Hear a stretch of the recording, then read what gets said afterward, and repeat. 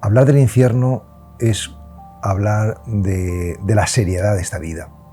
O sea, que no es lo mismo ser Hitler que ser Teresa de Calcuta. No es lo mismo. O sea, las cosas tienen sus consecuencias, ¿no? O sea, es decir, tiene su karma. Creo que sí que es importante, más allá de qué sea lo que nos vamos a encontrar luego, ¿no? que ya ahora vivamos lo mejor posible, ¿no?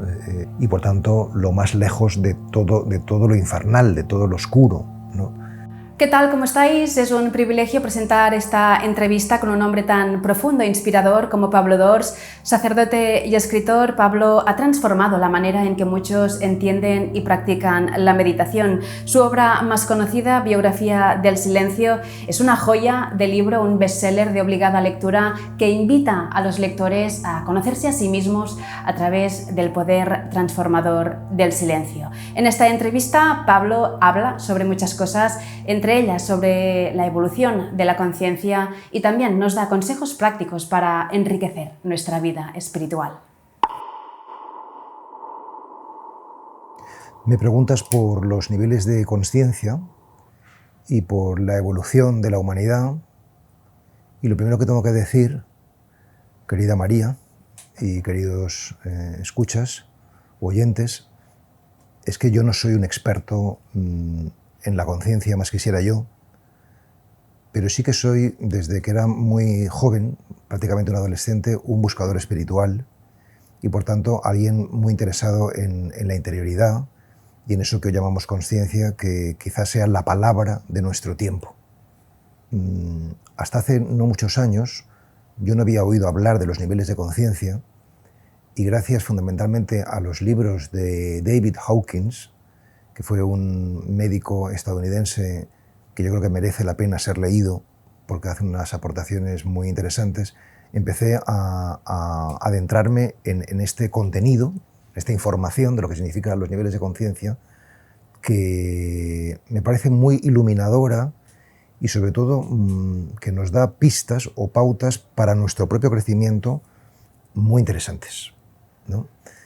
Entonces, para funcionar, yo empezaría diciendo que la conciencia es nuestra comprensión de la realidad y de nosotros mismos y del misterio de Dios, o del misterio del ser, que vamos teniendo en cada etapa de la vida.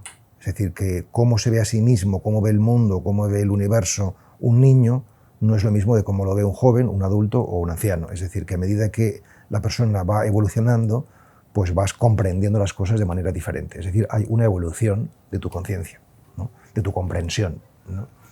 Pues lo que aporta Hawkins, entre otras muchísimas cosas, muy jugosas todas ellas, es que esto que pasa con el sujeto pasa también con la humanidad. Es decir, que la humanidad también va creciendo en nivel de conciencia y que, por tanto, no es lo mismo cómo se veía a sí mismo, cómo veía a la sociedad o a la humanidad y cómo veía el universo en la época antigua o incluso en la época primitiva, la época medieval, la moderna, el mundo contemporáneo. Es decir, que ha habido una progresión, ¿no? Y para entender bien esta progresión, remitiéndose a Jan Gebser, que también era un psicólogo suizo, habla de un paradigma en cada etapa, en cada gran etapa, un paradigma fundamental, ¿no? Cada etapa fundamental en sus explicaciones es un periodo de tiempo de unos 2000 años, ¿no? Y entonces él habla de que ahora, en esta era, más o menos desde la existencia de Jesús de Nazaret hasta ahora, estos 2000 últimos años, el paradigma ha sido y es la razón, ¿no? Que el paradigma anterior, los 2000 años anteriores, era el paradigma del mito, ¿no? Que el anterior era el paradigma mágico, la magia, y el anterior lo arcaico, ¿no? O sea, y que hoy estamos en los albores de un nuevo paradigma, ¿no? Y por eso se está moviendo tanto en este ámbito de la conciencia y de la interioridad en este momento, que sería el paradigma de la conciencia, ¿no? Este paradigma de la conciencia no invalida los anteriores, sino que, y esto es importante, los incluye y los trasciende. Es decir, que los que estamos de alguna manera interesados en el mundo de la conciencia no es que vayamos a ser irracionales, sino que intentamos ser, o nuestra apuesta es por lo transracional, que incluye la razón, pero también va más allá de ella, ¿no? Entonces, visto desde esa perspectiva, la gran ventaja es que tanto de cara a las demás personas como de cara al tiempo pasado en general, tu postura no puede ser nunca de condena, sino siempre tiene que ser aceptación, porque cada uno evalúa las cosas según el nivel de conciencia en el que está y se comporta según el nivel de conciencia en el que está, y por tanto no es una cuestión de bondad o maldad moral, sino más bien de ignorancia o de menos ignorancia y más sabiduría, ¿no? Entonces eso te permite tener una actitud de cara a los demás y también de cara a ti mismo de profunda comprensión, ¿no? Y, por ejemplo, en un ámbito que a mí me interesa, por ilustrarlo, ¿no? Y a lo que me refiero, ¿no? Pues en el mundo de la religión, pues la espiritualidad incluye y trasciende la religión. Es decir, que la religión ha sido y sigue siendo una fuente de espiritualidad para millones de personas, pero claro, la religión no agota la espiritualidad, sino que la espiritualidad es algo que trasciende la religión, que va más allá de las formas, porque la espiritualidad busca el fondo de la cuestión, ¿no? Por ilustrar, ¿no?, la utilidad de funcionar desde esta comprensión de lo que son los niveles de conciencia, que para mí ha sido algo muy, muy práctico y muy concreto que me ayuda. Por lo tanto, estamos pasando de la racionalidad a la conciencia. Me gustaría preguntarte cuál ha sido la imagen de Dios en cada uno de estos niveles de la conciencia y cuál ha sido la práctica espiritual en cada uno de ellos. Es muy bonita pregunta. ¿Cuál ha sido la imagen de Dios en estos niveles de conciencia y cuál ha sido la práctica espiritual correspondiente a cada nivel de conciencia, ¿no? En este nivel en el que nos encontramos, en el nivel racional, la práctica espiritual por excelencia es la caridad, o si quieres, la compasión, ¿no? La ética, el comportamiento adecuado, justo, misericordioso con el prójimo, ¿no? En la tradición occidental cristiana, que es la que yo conozco y desde la que puedo hablar. Yo pertenezco a tradición cristiana, ¿no?, como buena parte de los occidentales por otra parte, ¿no?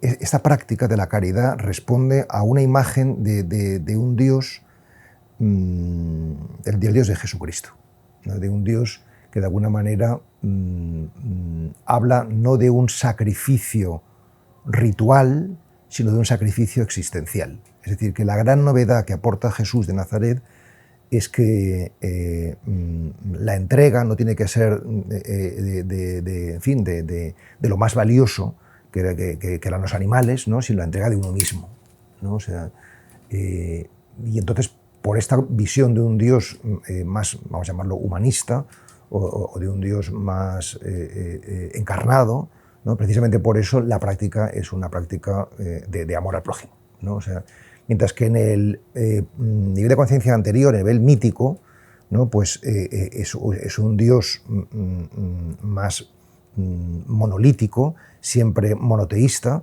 pero no tan trinitario como ya en la época más racional, ¿no? Y por tanto la práctica fundamentalmente podríamos, siempre en líneas muy generales, claro, porque hablar en estos términos de la historia de la religión pues puede parecer incluso un poco demasiado frívolo, demasiado simplista, quiero decir, ¿no? El culto sería pues el sacrificio de animales, ¿no? O sea, que es lo que caracteriza la expresión religiosa, por ejemplo, del Antiguo Testamento, ¿no? O sea, decir, en cambio, no sé, por ejemplo, en paradigmas o en niveles de conciencia anteriores, es decir, anteriores al monoteísmo, pues sería pues, el politeísmo, ¿no? Y sería pues, un tipo de expresión religiosa diferente también, ¿no? ¿Cuál sería ahora la novedad, ¿no? O sea, que esto sería lo que más nos puede interesar a nosotros, ¿no? Que claro, hablar del amor al prójimo no deja de ser algo que tiene que ver con la exterioridad. Yo tengo que amarte a ti, tengo que amar a mi hermano, tengo que amar a uno que está fuera, ¿no? Yo creo que el paradigma de la conciencia lo que hace es poner la expresión religiosa fundamentalmente en uno mismo, ¿no? En el cristianismo está el mandato esencial de Jesús: ama al prójimo como a ti mismo, Entonces, en nuestra tradición cultural se ha subrayado mucho el amar al prójimo, pero quizás no tanto el como a uno mismo, ¿no? O sea, que se ha olvidado esta parte más receptiva, ¿no? Y este paradigma nuevo de la consciencia lo que subraya es el a uno mismo, ¿no? Precisamente, ¿no? Y por eso quizás la expresión religiosa fundamental, a partir de este nivel de conciencia en el que estamos entrando, pues sería precisamente la autocompasión o lo que llamamos la meditación, que ciertamente eso no excluye, sino todo lo contrario, incluye el amor al prójimo, pero también lo trasciende, ¿no? Porque lo que estamos descubriendo, quienes estamos en este camino, aunque sea de manera muy embrionaria y muy modesta, es que es imposible amarte a ti mismo y no amar a los demás. Mientras que sí que es posible amar a los demás y no amarte a ti mismo, en el sentido de que puedes sacrificarte por ellos, pero claro, a costa de... No nace de la cepa adecuada ese sacrificio, sino que nace pues, de la mala conciencia, o nace de un sentido del deber como imperativo ético exterior, o del cumplimiento de una serie de preceptos, y por tanto no responde a lo más genuino, lo más esencial del ser humano, ¿no? O sea, que nos cuesta más amarnos a nosotros mismos, ¿es más fácil ayudar a los demás? Bueno, hemos sido educados de esta manera, hemos sido educados para que nos parezca más fácil amar a los demás que a uno mismo, quizás porque cuando la persona no está evolucionada, pues necesita la aprobación ajena y entregarse a los demás, actuar en favor de los demás, pues de una manera muy clara comporta esa aprobación ajena, ¿no? Pero claro, a lo que hemos de caminar, hacia lo que yo estoy caminando, aunque sea de manera, repito, humilde, es hacia darte cuenta de que para amar basta una persona, no necesitas a otro, ¿no? Es decir, que no necesitamos ser aprobados por los otros para sentirnos bien. Es más, si lo necesitas, estás condenado a fracasar y a sufrir, porque siempre estarás pendiente o en cierta ansiedad para ver si los demás aprueban o no lo que... Mientras que si tienes una certeza íntima de que realmente eres amado por Dios, no desde una perspectiva creyente, o que realmente el universo te ha traído a este mundo para algo, con un propósito, pues los demás podrán entenderlo más o menos, pero eso no te afectará íntimamente, ¿no? Es un camino, este punto que estamos tratando ahora, para mí, quizás sea el nuclear, ¿no? Porque la cuestión, María, es que a este punto que estamos hablando de no necesitar a los demás, solamente puedes llegar si estás más allá de tus deseos y necesidades. No quiere decir que no te guste, no necesites cosas, ¿no? O sea, o no tengas tus proyectos, tus deseos, pero realmente tu foco no está puesto ahí en absoluto, sino que lo tienes, digamos, trascendido. O sea, es decir, yo creo, no está bien que lo diga yo mismo, pero yo creo que yo estoy entrando en ese punto donde realmente no tengo ningún deseo en especial más que conocer y amar a Dios y, por tanto, conocer y amar a mis semejantes.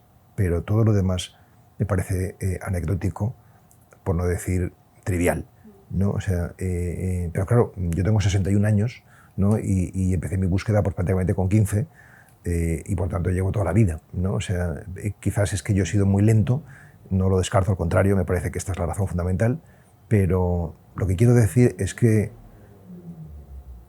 empiezo a comprender y a sentir y a experimentar que se puede vivir sin ego, o al menos con poco ego. O sea, que no estás buscando siempre la autoconfirmación, la autoafirmación, la posesión, porque no necesitas. Pero claro, para eso hay que haber trascendido el cuerpo físico, el cuerpo emocional y el cuerpo sentimental.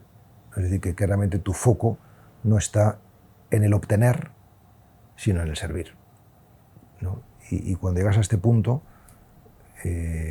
bastante flipante, pues es la libertad. ¿Dónde va a quedar el sufrimiento en todo este nuevo paradigma de la conciencia? El camino espiritual tiene como propósito, como ya decía Siddhartha Gautama, pues la liberación del sufrimiento, ¿no? Desde el budismo se plantea desde la impasibilidad, ir más allá de los deseos, que tiene que ver con esto que acabo de comentar ahora mismo. Desde el cristianismo se plantea desde la pasión, y aunque aparentemente son caminos contrarios, en el fondo son profundamente análogos, ¿no? Lo que está diciendo el cristianismo es que no podemos llegar a la impasibilidad impasiblemente, sino que llegamos a la impasibilidad pasionalmente. Es decir, dicho más sencillamente, que no es bueno sufrir, pero sí que es bueno haber sufrido, que es distinto, ¿no? Es decir, para llegar a un punto de no sufrir, tienes que haber pasado por un punto de sufrimiento. O dicho de otra forma, para llegar a la sabiduría hay que haber pasado por la ignorancia, ¿no? Y yo parto de algo muy elemental, en teoría, aunque en la práctica pues muy complejo, ¿no? Y es que la paz interior es incompatible con el sufrimiento. ¿Y por qué? Porque el sufrimiento en sustancia, en esencia, es resistencia a lo real, ¿no? Y la paz interior solamente puede producirse cuando no hay resistencia a la realidad, sino cuando hay aceptación de la misma, ¿no? Entonces, todo esto, digamos que puede ayuda, de hecho, tenerlo claro conceptualmente, pero lo que sobre todo ayuda no es tenerlo claro conceptualmente, sino entrenarse en esta visión de tal manera que vaya siendo carne de nuestra carne y la incorporemos, nunca mejor dicho, y funcionemos realmente en la vida con ese criterio, ¿no? O sea, por ejemplo, un principio fundamental: nunca pierdas la paz. Pues entonces, si hay algo que te quita la paz, no sé, pues yo que sé, un vecino que te está gritando, pues, o un señor en la calle que con el coche que se pone nervioso y tal, pues tienes que entrenarte a tú no perder la paz, o sea, tienes que estar presente en eso, ¿no? Y ciertamente, cuando te llega la información correcta, necesitas un tiempo, que puede ser un año o dos, que es lo que a mí me ha llevado, ¿no? O puede ser más tiempo o menos, no lo sé, habrá gente más rápida, ¿no? O sea, para ir entrenándote para verificar que la mayoría de las veces ya no reaccionas, sino que apretas el pause. Entonces, ya apretar el pause, eso indica que estás entrando en la dimensión espiritual. Porque la dimensión espiritual es eso, es no reaccionar, es dar tiempo, ¿no? Porque cuando das tiempo, es decir, cuando no haces nada, es cuando sucede el milagro de que te das cuenta de que la vida te da, ¿no? Hace poco, ayer mismo, por ejemplo, por dar un ejemplo, en la carretera, pues un camión hizo en fin, algo indebido y yo tuve que estar retenido con el coche un tiempo largo por culpa de esta... Y realmente me planteé decirle al camionero: esto que hace usted no se debe hacer así, porque esto está ocasionando un trastorno importante a mucha gente, ¿no?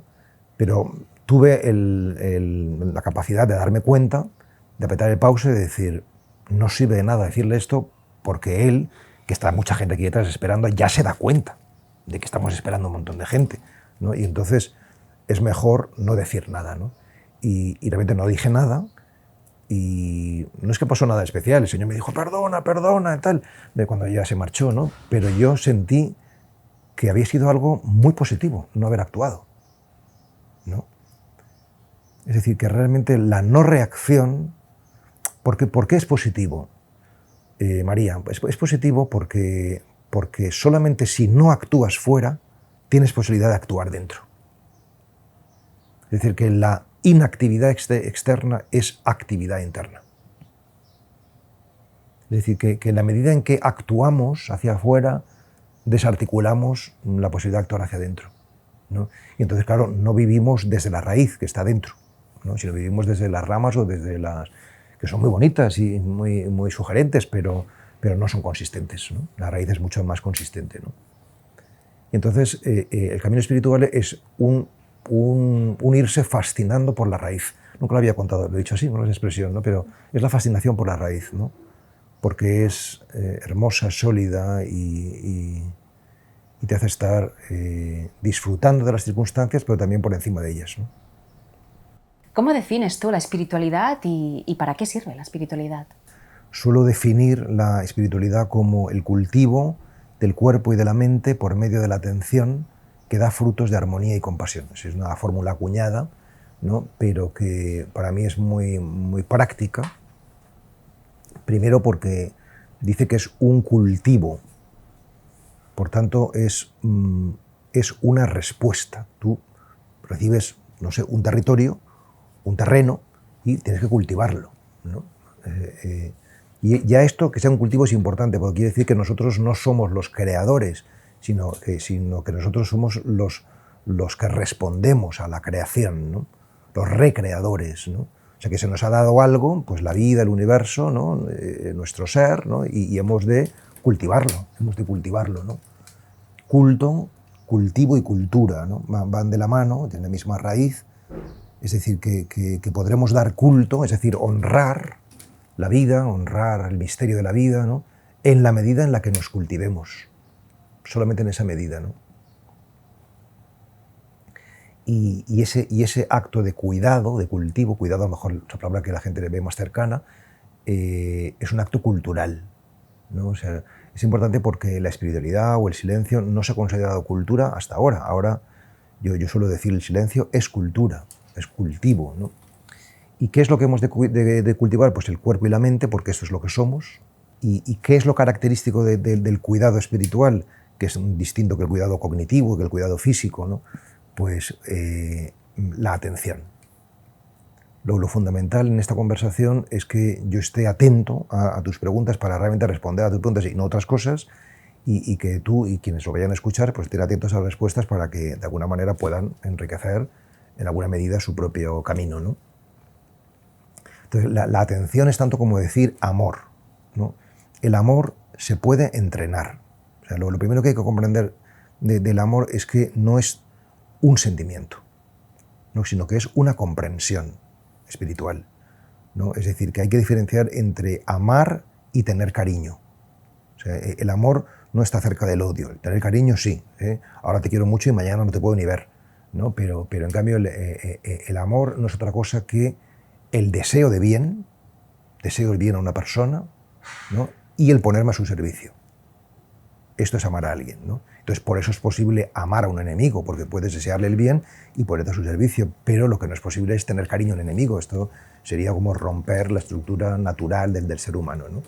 Entonces, hemos de amar nuestra realidad física, nuestra realidad espiritual, y si lo hacemos, los frutos son de armonía y de cara a uno mismo y compasión de cara a los demás, ¿no? Es decir, que el crecimiento espiritual se verifica sobre todo en que tú generas humanidad, generas relaciones sanas, ¿no? y constructivas, ¿no? Y eso es quizá lo más bonito de todo, porque es verdad que hay experiencias espirituales o místicas que pueden ser muy, muy, muy transformadoras, muy reconfortantes, muy gratificantes, pero a mí, sinceramente, lo que más me gratifica es pues poder ser de alguna ayuda a otras personas. O sea, esto me parece pues lo más hermoso que hay, francamente, ¿no? Por eso en el cristianismo no decimos que la meta es ser, sino ser pan, ser Eucaristía, es decir, que realmente tu vida sea alimento para otros, ¿no? Y fuerza para otros, ¿no? Y cuando eso se produce, entonces es cuando conoces la verdadera alegría, ¿no? Que no es una alegría anímica que dependa de las circunstancias propensas o adversas que te toca atravesar, sino la alegría del ser, ¿no? Porque tú estás siendo lo que estás llamado a ser, que es Eucaristía, lo que es entrega, que es comunión, ¿no? Es una pasada de bonito, pero todavía es más bonito la realidad que la explicación. ¿Cómo defines la compasión y la autocompasión y cómo se expresan en la vida diaria? O sea, la autocompasión es muy clara y es frecuentar los recursos energéticos. Es decir, ¿qué te da a ti energía? ¿Me da energía el mar? Ahora mismo estamos cerca del mar, pues acudo al mar. Me da energía una persona que está muy iluminada, muy centrada, pues frecuento esa relación con esa persona. Me da energía el agua, pues, o ya lo he dicho, el mar, ¿no? O la naturaleza, pues voy a la naturaleza, ¿no? O sea, me da energía dormir o descansar, pues duermo y descanso lo suficiente. Y así sucesivamente, es decir, frecuentar aquello que te hace sentir bien porque te da energía, ¿no? Entonces, sin energía vital no puede haber paz interior, ¿no? Y sin paz interior no puede haber comprensión espiritual y así. Energía vital, comprensión espiritual y paz interior forman como un triángulo que se retroalimenta continuamente, ¿no? Entonces, tener autocompasión con uno mismo es, bueno, saber cuándo necesitas parar y cuándo necesitas coger fuerzas para estar bien, para estar a gusto, ¿no? Y no pensar que eres el salvador de la humanidad y que sin ti, pues es que el mundo... Precisamente yo muchas veces digo que en los retiros que imparto en Amigos del Desierto, que es una asociación que fundé hace 10 años precisamente para enseñar a meditar, enseñar a cultivar la interioridad, pues digo que la meditación es un quitarte de en medio durante 25 minutos, por ejemplo, o te vas a un retiro pues durante 2 o 3 días, te quitas de en medio, ¿no? Y lo que se descubre es que el mundo funciona perfectamente sin ti, ¿no? O sea, que en esa media hora no pasa nada y que en esos 3 días tu familia está perfecta, o sea, que realmente no necesita para nada de ti, incluso a lo mejor están más liberados y más tranquilos, ¿no? O sea, y en ese sentido es muy, muy, muy educativo, ¿no? Y respecto a la compasión hacia los demás,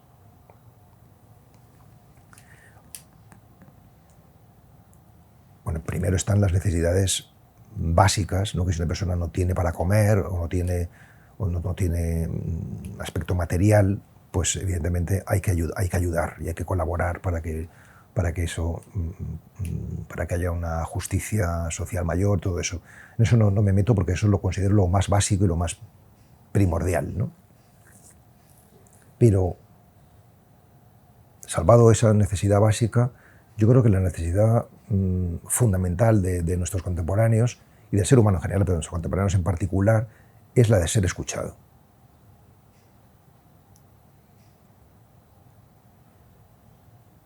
Pero ser escuchado de verdad. Que no significa simplemente poner oído y aguantar mecha lo que te suelten. No. O sea, tienes que hacerte cargo de lo que te está diciendo, de por qué te lo está diciendo, y atender más a la persona que al contenido de lo que te cuenta.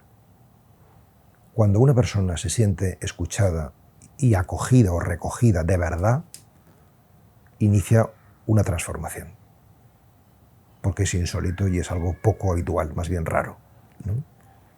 Y en ese sentido, el mejor servicio que puedes prestar a una persona es creer en él o creer en ella, ¿no? Y escucharle de verdad es un signo de que estás creyendo en él o en ella, porque si no, no lo harías, ¿no? ¿Y qué significa creer en él? Significa que esa persona, aunque esté muy deteriorada físicamente, psicológicamente, moralmente o desde el punto de vista que quieras, porque hay gente que está muy deteriorada, evidentemente, ¿no? Crees que tiene posibilidad de conocerse y de mejorar. O sea, si no crees eso, no lo puedes dar. Nadie puede dar lo que no tiene, ¿no? Y por tanto, a la persona hay que hacerle ver de manera expresa. Yo incluso a veces, para que no quede duda, lo digo expresamente cuando escucho en los acompañamientos, pero en las relaciones de ayuda, no lo digo, me hago cargo. O sea, sé dónde estás, lo comprendo. Lo comprendo porque yo he pasado por ahí. O sea, yo sé lo que es estar así, ¿no? O sea, decir, y por tanto me hago cargo, ¿no? Eso por una parte. Y luego abrir un cultivo, abrir a la persona un campo de entrenamiento, ¿no? Porque realmente lo que nos hace felices es no estar en la meta, sino hacer el camino. O sea, que tú seas el artífice de tu propia construcción, de tu propia salvación, ¿no? Y entonces hay que abrir el camino y decirle a esa persona, aquí van una serie de propuestas, no son todas, pero es alguna, ¿no? Propuestas físicas, propuestas psicológicas, propuestas espirituales, la meditación, la caminata energética, el diálogo interpersonal, 1000 cosas que se pueden abrir, ¿no? Y yo estoy aquí para acompañarte en lo que te haga falta. Es decir, que no basta indicar el camino, sino que también es necesario mostrar que con mayor o menor cercanía, porque claro, no siempre puedes estar al lado de todo el mundo, la vida no da tanto de sí, ¿no? Pero que no lo sueltas, que no te desentiendes, que estás ahí, ¿no? Y cuando tú das eso, es como, no sé, como una madre está ahí, un padre, no están ahí presentes, ¿no? Aunque no estén físicamente, pero sabe el hijo que puede acudir, ¿no? Cuando tú das eso a una persona, pues tiene fuerza para empezar a hacer camino, ¿no? Y eso es amar a los demás, ¿no? O sea, y realmente, María, yo lo verifico todos los días. O sea, podemos ayudar, de hecho, muchísimo más de lo que pensamos, a que haya menos sufrimiento. ¿Y para qué sirve la espiritualidad? Para que haya menos sufrimiento y, por tanto, más humanidad. Más humanidad. ¿Qué nos hace sufrir más, la mente o la vida? Para mí no es difícil, ¿no? O sea, nos hace sufrir sobre todo nuestra mente, porque la vida no es otra cosa que la proyección de nuestra mente. Es decir, que realmente si cambiamos la manera de pensar, sencillamente cambiamos la manera de ver la vida. Es decir, que vemos literalmente lo que creemos. Esto es algo brutal.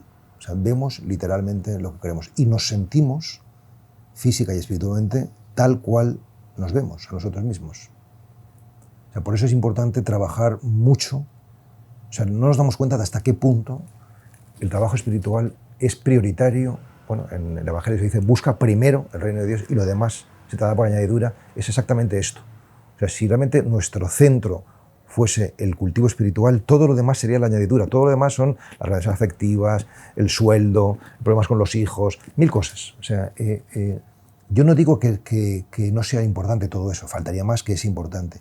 Pero todo eso no tendrá una raíz sólida y no estará realmente bien encauzado sin estar en nuestro centro, que es lo que busca la espiritualidad, ¿no? Mientras que si estás en tu centro, todo lo demás se irá colocando, ¿no? Es lo que decía Gandhi, decía que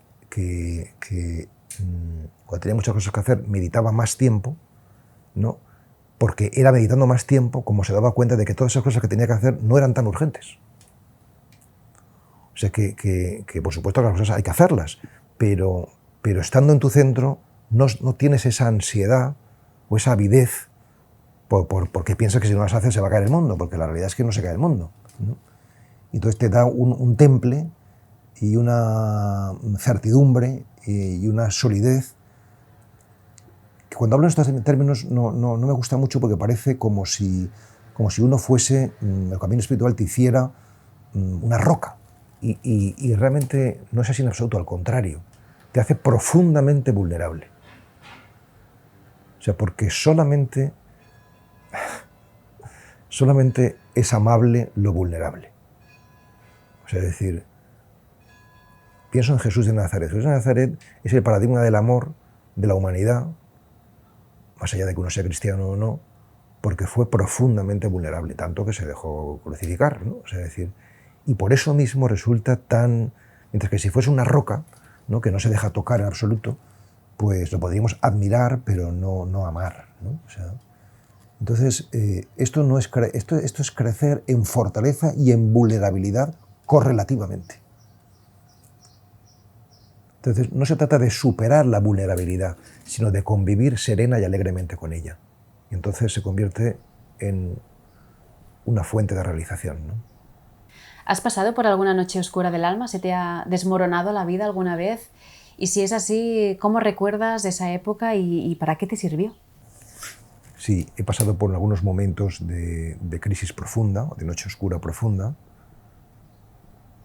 sustancialmente 3 momentos en mi vida, que más o menos coincidieron con los 30 años, con los 40 y con los 50.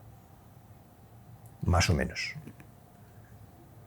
Y lo recuerdo como épocas muy dolorosas, cada una en su forma, y como épocas donde estaba llamado a una reconfiguración de la identidad. Y también he vivido últimamente, estos últimos años, ¿no? O sea, cuando escribí, por ejemplo, Biografía de la Luz, que lo escribí hace 4 o 5 años, sí, 5 o 6 años, momentos de oscuridad profunda, ¿no? Yo, tal y como los entiendo ahora, o sea, los veo como necesarios hasta que dejan de serlo. O sea, yo creo, sinceramente, por no decir que tengo la certeza profunda, de que ya no voy a tener más momentos de ese tipo en esta vida. Porque creo, sinceramente, a lo mejor me equivoco, pero creo, sinceramente, que ya no necesito esas noches oscuras. Y repito que a lo mejor me equivoco y dentro de un año o de 10 tengo que desdecirme, ¿no? Pero... O sea, creo que uno sufre hasta que llega a un punto de saturación de sufrimiento donde sencillamente no quieres sufrir más o has comprendido que ya no necesitas sufrir más, ¿no? Porque ya has entregado todo. O sea, bueno, te queda por entregar la vida, pero vamos, no por falta de ganas, porque yo realmente, en fin, no tengo ningún apego, o sea que si me toca esta tarde partir, yo estoy preparado. O sea, no tengo ningún apego de nada. Quizás un par de llamadas telefónicas para despedirme, pero no creo que esta vida sea el valor máximo, ni muchísimo menos, ¿no? O sea, es más, ¿no? En fin, tengo una cierta prisa por partir de este mundo, ¿no? Porque te quiero decir que si estoy aquí es porque Dios quiere y porque tendré algo que hacer, ¿no? Imagino, ¿no? Pero si no, yo tenía un maestro cuando era joven, cuando estaba haciendo mi doctorado en Roma, un maestro benedictino que se llamaba Elmar Salman, que era un genio, es un genio que todavía vive, y que era un hombre muy divertido, muy divertido. Yo he tenido 3 maestros, ¿no? O sea, el primero, me lo encontré a los 20 años, y me dijo, hay que tomarse la vida en serio. Entonces yo me metí al seminario y me hice sacerdote. El segundo me lo conté a los 30 y me dijo, no hay que tomarse la vida tan en serio. Es Salman, ¿no? Y el tercero me lo conté a los 50, hace ya 11 años, ¿no? Y me dijo, no te tomes la vida ni en serio ni en broma, no te la tomes. Que ya fue el máximo, ¿no? O sea, pues Salman decía, hoy tenemos mucha biología, pero poca biografía. Es decir, que nos sobrevivimos a nosotros mismos, que la gente vive mucho tiempo, pero realmente ya no tiene muchas cosas que aportar, ¿no? O sea, que ya su biografía ha terminado, ¿no? Ahora leí hace poco un libro que me ha impresionado mucho, es prácticamente una línea totalmente opuesta a la que yo creo, porque es materialismo puro, que es Homo Deus, de Yuval Noah Harari, donde dice en fin, que uno de los propósitos de la humanidad en breve va a ser la inmortalidad, o sea que vamos a intentar luchar contra la muerte, declarar la guerra a la muerte, ¿no? Y que de hecho vamos a ir engañando a la muerte, ¿no? Década tras década, y al final ahora ya la gente vive 100 años y dentro de 50 años vienen 150, 170, ¿no? Y que la cosa se irá postergando hasta que la muerte sea vencida, ¿no? O sea, resulta casi cómico, pero bueno, lo cuenta de una manera muy jugosa y muy divertida y muy, dentro de ese paradigma, muy convincente, ¿no? Pero en fin, yo doy gracias de estar en este tiempo donde todavía la muerte es una realidad. ¿Entonces crees que vas a seguir existiendo después de la muerte? Yo creo que la vida es inmortal y por tanto que muere lo que no somos, sustancialmente, ¿no? O sea, muere la corporeidad y muere la personalidad, ¿no? Pero no muere el alma, ¿no? Yo tengo esta visión, que es una visión clásica, ¿no? Cristiana, del ser humano como cuerpo, mente y alma, ¿no? O cuerpo, alma y espíritu, como quieras decirlo, y pienso que después de esta existencia histórica pues habrá el ser, ¿no? Pues seguirá evolucionando y por tanto seguiremos bueno, en el universo católico se habla de purgatorio y se habla de resurrección, purgatorio y vida eterna, ¿no? O sea, y por tanto yo sí que creo en la eternidad, ¿no? La diferencia sustancial para mí en este camino, que para mí, como puedes imaginar, ha supuesto una reconfiguración religiosa muy grande, es que yo creo que esa eternidad la podemos disfrutar ya aquí y ahora. ¿Aprender a morir antes de morir? Sí, aprender a morir antes de morir, exacto, porque O sea, que en realidad no hay dos vidas, esta y la otra, sino que hay una sola vida y que aquí somos inconscientes de ella en buena medida, aunque también puede haber algunos momentos, yo he podido disfrutar de alguno, donde ya estás en el paraíso, ¿no? O sea, decir que realmente yo sé que eso existe porque lo he conocido, ¿no? Y por tanto, pues mucha gente pensará que es ciencia ficción o mejor dicho, teología ficción, ¿no? Pero claro, es como si dices a una persona que ama profundamente a su pareja, pues le dices que esto es una cuestión puramente química. Y es una cuestión química, pero yo sé lo que yo siento por esta mujer o por este hombre, ¿no? Es decir, que quien ha experimentado el amor podrán decirle lo que quieran, pero él sabe que eso es lo que vive, ¿no? Y lo mismo con la vida con mayúscula, ¿no? Pues quien la ha experimentado sabe lo que es y por tanto podrán decir lo que quieran los materialistas que lo único que nos suscitarán pues será una enternecedora indulgencia, ¿no? ¿Y qué concepto tienes del infierno y cómo crees que se puede interpretar hoy en día? Yo francamente tengo que decir que el hecho de que exista una condenación eterna me cuesta entenderlo y aceptarlo, ¿no?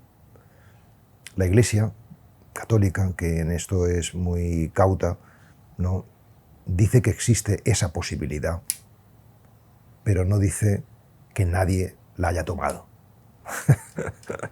Lo cual, bueno, no deja de ser una escapatoria, pero salvaguarda la posibilidad de que el infierno esté vacío, ¿no? O sea, hablar del infierno es hablar de la seriedad de esta vida. O sea, que no es lo mismo ser Hitler que ser Teresa de Calcuta. No es lo mismo. O sea, las cosas tienen sus consecuencias, ¿no? O sea, es decir, tiene su karma, negativo o positivo, vivido de una forma o de otra, ¿no? Y que eso pues no es indistinto, no es indiferente, ¿no?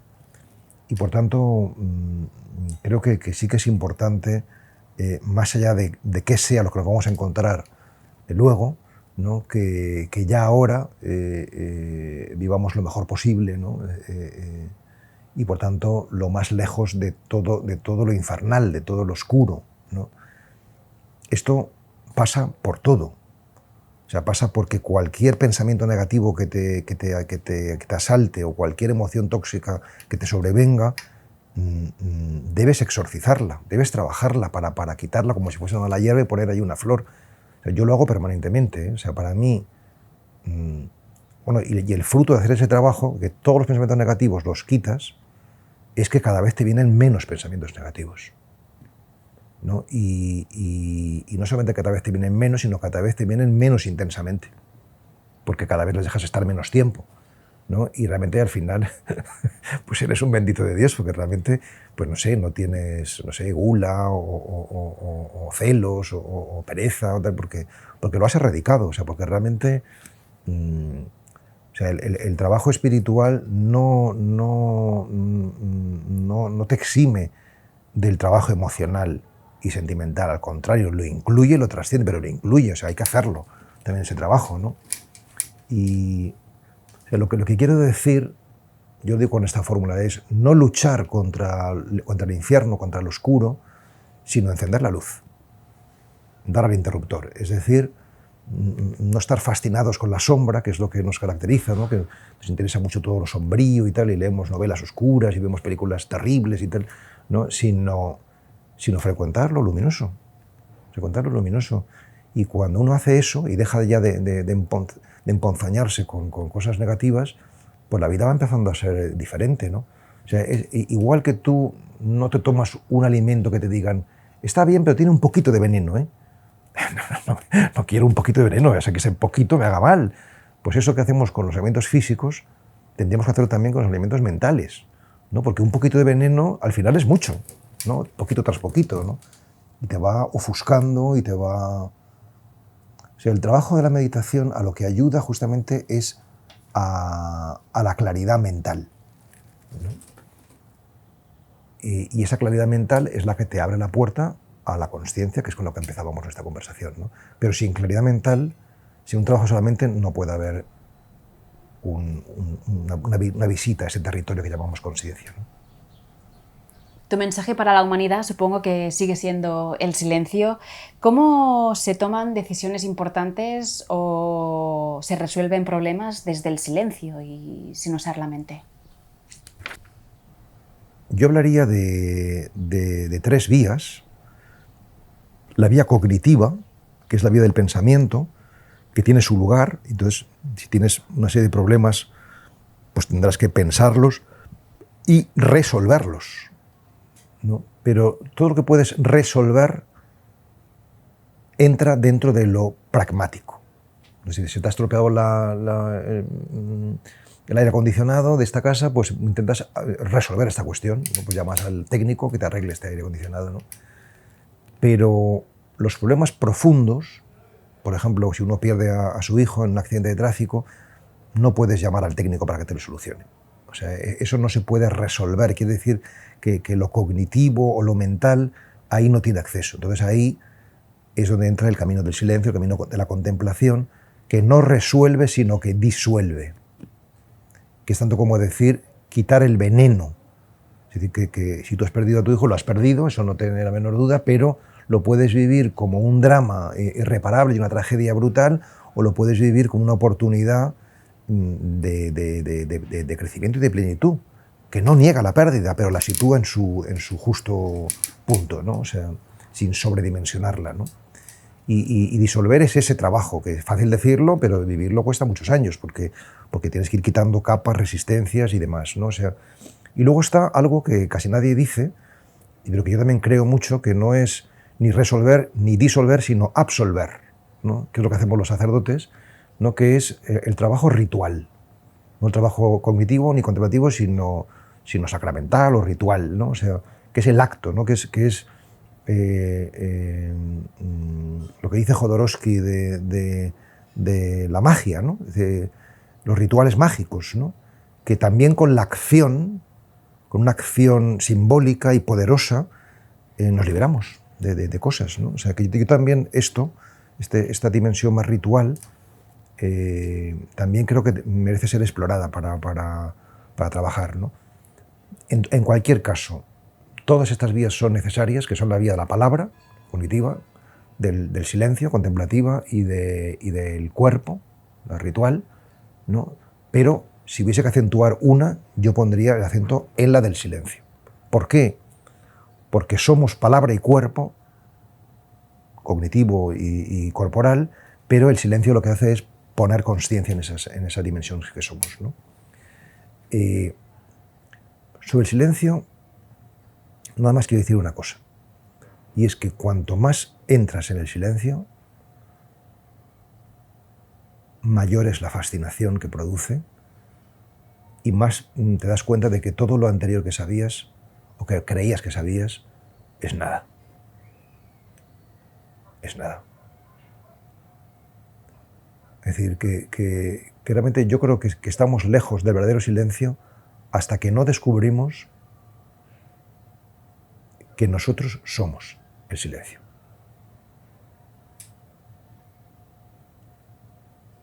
O sea, que realmente es entrar en lo que tú eres, darte cuenta de lo que eres, ¿no? En el Zen se dice el vacío es forma, la forma es vacío, tiene que ver con esto, ¿no? Y por eso ahí, digamos que estás bien o eres quien eres, ¿no? Porque no necesitas nada, tienes absolutamente todo porque eres todo, ¿no? Pero claro, son palabras mayores, pero yo creo que aunque sean palabras muy mayores, igual que son palabras mayores la justicia, el amor, la verdad, pero son palabras que en alguna medida significativa nos son accesibles, pero podemos aspirar a ellas. Por lo tanto, el silencio tiene un poder transformador, la palabra, por lo que entiendo, también tiene un poder transformador. ¿Y la imaginación en qué lugar queda? ¿Tiene algún poder transformador la imaginación? Me preguntas por la imaginación, si tiene poder transformador. Por supuesto que lo tiene. De hecho, el camino del silencio es un camino que antes de llegar al silencio contemplativo, pasas por un silencio discursivo e imaginativo, ¿no? Lo discursivo tiene que ver con el mundo de las ideas y lo imaginativo tiene que ver con el mundo de las imágenes, ¿no? O sea, por ejemplo, lo que propone San Ignacio de Loyola, que quizás ha sido de las propuestas más sólidas en la tradición cristiana de explorar la interioridad, es una propuesta discursiva e imaginativa. Silenciosa, pero no silenciosa contemplativa en el sentido de silenciamiento o de abismamiento, sino en el sentido de una reflexión, por tanto discurso, y una imaginación, una composición de lugar, llama él, para situarse imaginariamente en tal espacio, en tal lugar, con tales personas, ¿no? Y ver qué genera eso, ¿no? Y por tanto la imaginación es un instrumento muy poderoso de trabajo en la mente, ¿no? Para acceder a territorios más profundos. ¿Qué le dirías a aquellas personas que no encuentran significado en su vida y a aquellas que están pensando en acabar con su vida? Pues no creo que les dijera nada de entrada, ¿no? Porque creo que la palabra es muy arriesgada si no, y por no decir inútil y hasta perjudicial, ¿no? Si no tiene un contexto que la hace comprensible, ¿no? Yo tuve el privilegio y la responsabilidad de trabajar en un hospital durante 10 años como capellán hospitalario, y muchas veces entraba en habitaciones donde estaba una persona en agonía y me decían: padre, dígale una palabra que le ayude, ¿no? Pero realmente una palabra era un aerolito, o era un lugar común, porque decirle, pues, todo está bien, no se preocupe, pues es que es imposible creer eso, ¿no? Porque no hay un contexto que lo haga creíble, ¿no? Entonces, antes de las palabras tiene que haber mirada, tiene que haber presencia, tiene que haber contacto incluso de cercanía física, para que la palabra pueda abrir realmente una esperanza, ¿no? Si el contexto se produce, ya se ha producido ese contexto de confianza suficiente,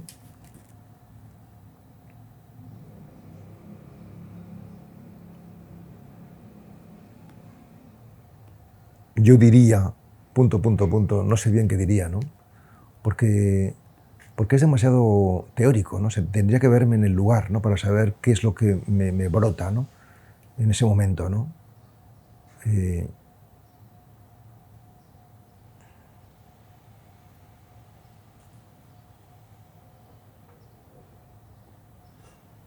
Lo que dice Jesús, por ejemplo, es: levántate, ¿no?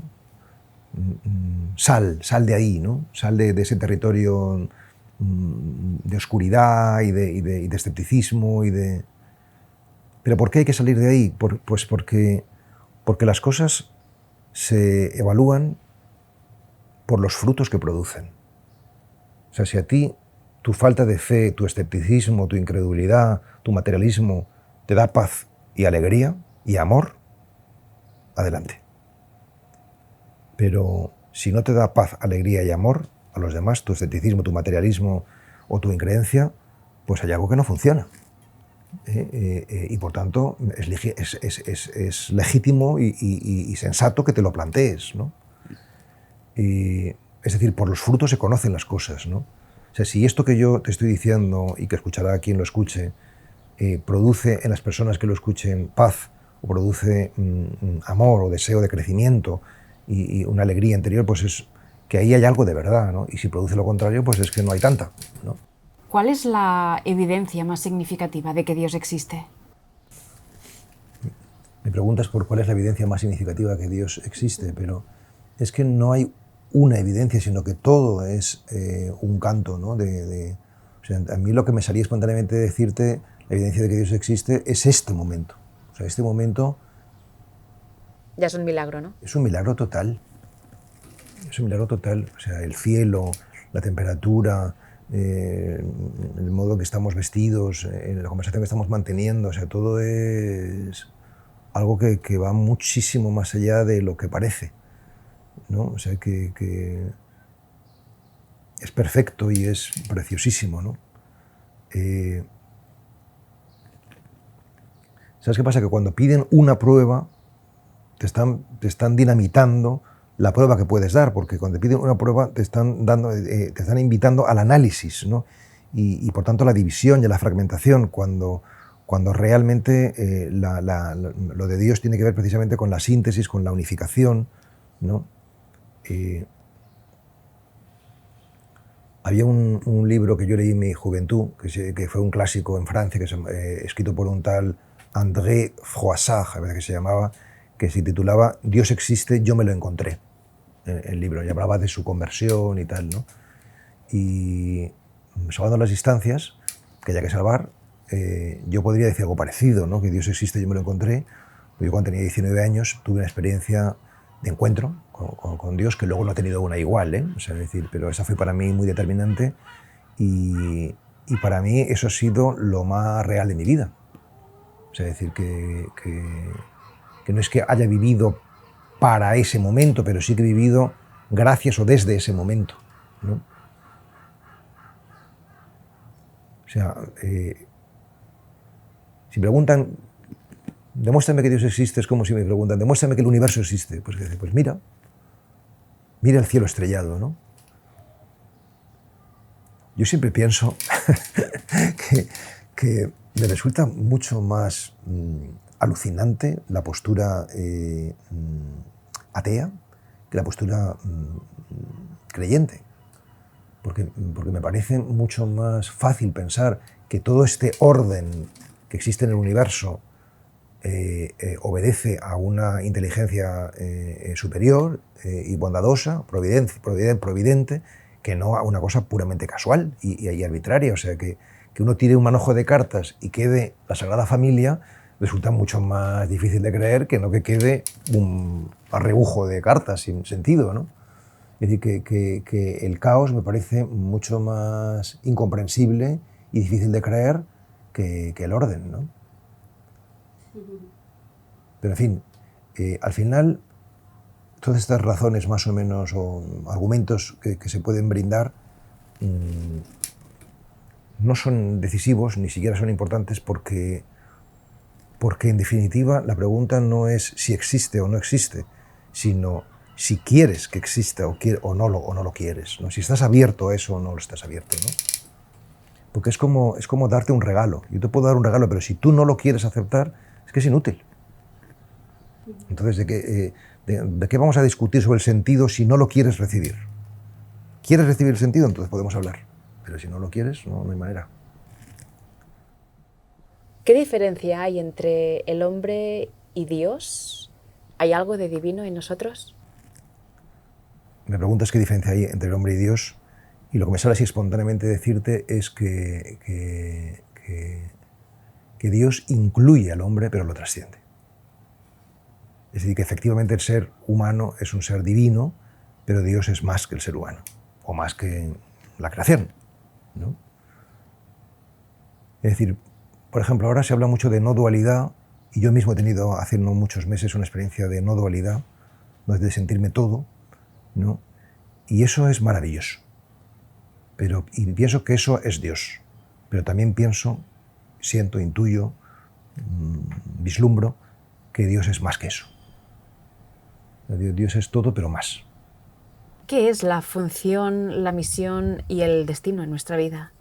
Me preguntas por la diferencia entre función, misión y destino, que es algo que yo aprendí leyendo el libro Hacia un nuevo paradigma de la realidad, de Gonzalo Rodríguez Fraile, que es un mentor y también amigo personal, y que es un libro muy claro y muy, en fin, que ha ayudado a muchas personas, entre otras a mí, y que él diferencia entre función, misión y destino, ¿no? Y dice, y yo lo suscribo, que la función es aquello que tenemos que hacer para vivir en este mundo, ¿no? Y por tanto se refiere pues, fundamentalmente al trabajo, a lo económico, ¿no? Pues yo a lo mejor pues, mi función es pues, ser empleado de este ayuntamiento, o mi función es ser jardinero en esta casa, o lo que sea, cada uno del trabajo que tenga, ¿no? Esa es la función que tienes que desarrollar. La misión es aquello a lo que tú has venido para ayudar a los demás, para servir a los demás, lo que tienes que entregar a los otros, ¿no? Entonces, pues qué bien cuando función y misión coinciden, ¿no? Porque entonces pues no tienes que vivir tu misión como un hobby, sino que ya tu trabajo es eso que estás llamado a entregar a los demás, ¿no? Yo, por ejemplo, durante mucho tiempo he pensado que mi misión era ser escritor, ¿no? Y por tanto he dedicado 30 años de mi vida, que se dice rápido, a escribir, ¿no? O sea, y realmente he tenido la fortuna, sobre todo estos últimos 8 o 10 años, que he podido vivir de mis libros, ¿no?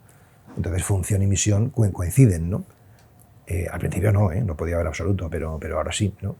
Y en cambio, el destino, que es lo más importante, en mi opinión, pues no es aquello que has venido a hacer para los demás, sino aquello que has venido a hacer para ti mismo. Lo que tú estás llamado a crecer, a comprender, ¿no? A mayor misión, menos destino. Es decir, cuando tienes menos destino vas teniendo más misión, ¿no? Porque ya has aprendido lo que tienes que aprender tú y por tanto ya solo te queda entregarlo, ¿no? Irlo entregando, ¿no? Pero mientras te queda mucho destino, tu misión va a estar un poco emponzoñada, va a estar un poco enturbiada, ¿no? por cosas que... O sea, que mucha gente ayuda a los demás, pero lo que tendría que hacer es barrer la propia casa antes de dedicarse a ayudar a los demás, porque tienes demasiadas cosas que no funcionan dentro de tu vida, ¿no? Como para dedicar... Y esto nos cuesta aceptarlo, pero... O sea, yo ahora mismo, estos últimos 2 años, todo mi foco de energía ha estado en mi destino. O sea, en lo que yo tenía que...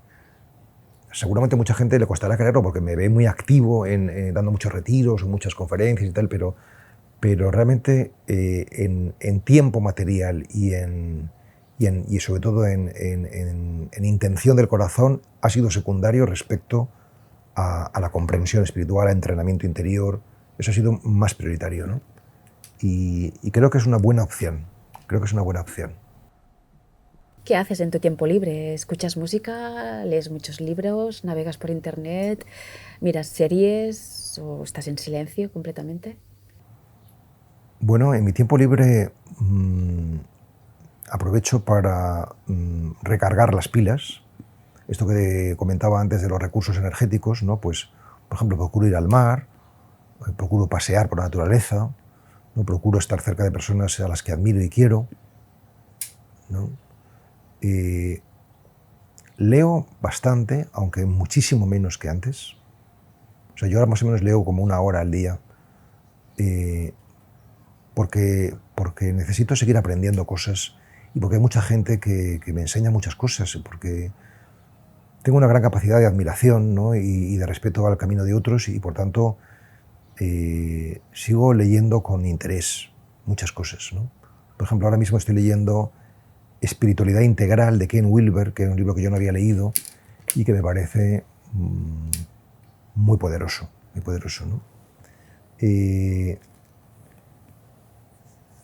También veo algunas películas, no pienses que no veo cine en absoluto, veo alguna película de vez en cuando. También me gusta, pues a veces quedar con algún amigo y tomarme una cerveza, ¿no? Y escribo un diario todos los días, un ratito, puede ser 5 minutos, puede ser media hora, bueno, 5 minutos casi nunca, siempre un poquito más, ¿no? Pero... Y luego tengo mi vida, digamos, de meditación muy pautada, mis prácticas espirituales Soy muy ordenado en general, pero creo a pesar de todo que tengo que seguir creciendo, ¿no? y introduciendo mejoras.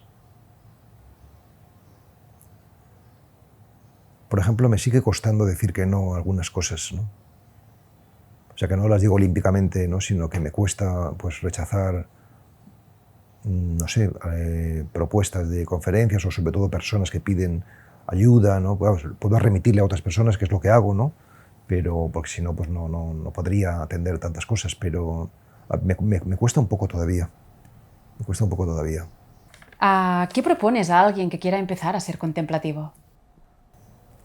Yo creo que quien tenga interés en todo esto que estamos comentando, pues estará bien que lea algún libro que tiene que ver con todo esto, que escuche alguna conferencia que tiene que ver con todo esto, pero lo esencial es que intente practicarlo, ¿no? La práctica tendría 2 vertientes. Una que es la práctica específica de lo que es la meditación y otro sería como el entrenamiento cotidiano en lo que hablábamos antes de desarticular los pensamientos negativos y las emociones tóxicas lo antes posible, en cuanto sobrevengan, ¿no? Entonces, la práctica meditativa te ayuda a ser más consciente cada vez que te sobreviene algo oscuro. Si no haces la práctica meditativa, difícilmente vas a poder entrenarte diariamente. Por eso son... Y entonces, en la medida en que vas practicando por tu cuenta la meditación y este entrenamiento en la no reactividad, te vas dando cuenta de que necesitas aprender de quien ya ha recorrido ese camino, ¿no? Entonces, en esa medida vas a ir buscando las personas o los grupos que te puedan ayudar, ¿no? Aunque a mucha gente le pese lo que voy a decir ahora, pero yo creo que un camino espiritual serio no lo puedes hacer sin un maestro o sin un guía. Por la sencilla razón de que tampoco puedes aprender el amor tú solo, sino que el amor lo aprendes con otro. Pues el amor a la vida no lo aprendes tampoco tú solo, sino con otro que te lo transmite, y te lo hace creíble. No simplemente te da la idea, sino te da la experiencia, ¿no? Por eso yo reivindico mucho la figura del maestro, que no hace falta que sea Ramana Maharshi, es decir, que puede ser una persona simplemente que va por delante de ti del camino y que realmente tiene experiencia de verdad y te la puede dar con seguridad. Si tiene dudas, mejor no, significa que no está preparado, ¿no? Es decir, que hay mucha gente que de buena voluntad quiere ayudar a los demás, pero es que no sirve la buena voluntad, tienes que tener la convicción profunda de que tú esa parte del camino ya la has hecho, ¿no? Y por tanto, cuando alguien te cuenta algo, sabes de qué te está hablando, ¿no? O sea, tienes ahí una conexión que te permite entender, ¿no? Entonces yo creo que tampoco uno tiene que preocuparse demasiado por encontrar un maestro, porque el maestro te aparece realmente cuando tú estás preparado. Eso es la pura verdad. Se dice mucho, pero es que es la pura verdad, ¿no? O si quieres, en cada etapa de tu vida te aparece la persona que te corresponde para ese momento de tu vida, ¿no? Es decir, que te vas encontrando, si es que estás vivo, de verdad, te vas encontrando con la gente que necesitas para crecer. Y si no te la encuentras, es que no estás vivo de verdad. Es que no estás trabajando lo suficiente. O sea, que hay mucha gente que entra en la rutina y piensa que está trabajando, pero realmente no está trabajando. O sea, precisamente el maestro es el que te despierta para que te des cuenta de que estás perdiendo el tiempo, de que no estás creciendo, de que te estás engañando a ti misma, ¿no? O a ti mismo. Y por eso es importante los referentes, ¿no? Que puedes tener muchos, o varios, pero uno es el fundamental.